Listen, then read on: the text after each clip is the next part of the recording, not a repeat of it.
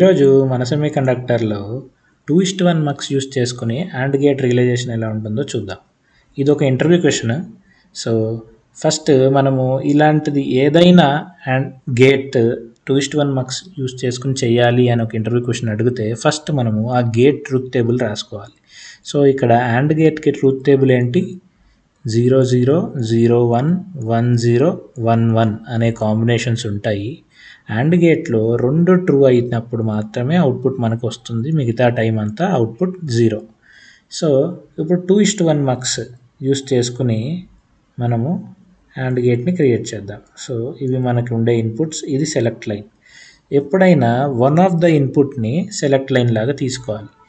Suppose ఇక్కడ ఏని నేను సెలెక్ట్ లైన్ అని తీసుకుంటాను. ఓకే, సో ఏ ఇన్పుట్ 0 అవుతే అంటే ఆ కాంబినేషన్స్ ఏంటి ఇక్కడ ఉన్నాయి. ఏ ఇన్పుట్ 0 అయినప్పుడు మన అవుట్పుట్ ఏమవుతుంది?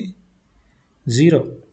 సో డైరెక్ట్గా 0 రాసేయచ్చు. ఇక్కడ 0కి కనెక్ట్ చేసేయచ్చు, గ్రౌండ్కి కనెక్ట్ చేసిందని అనుకోవచ్చు. ఓకే, ఇప్పుడు ఏ ఇన్పుట్ 1 అయితే అవుట్పుట్ ఎలా ఉంది?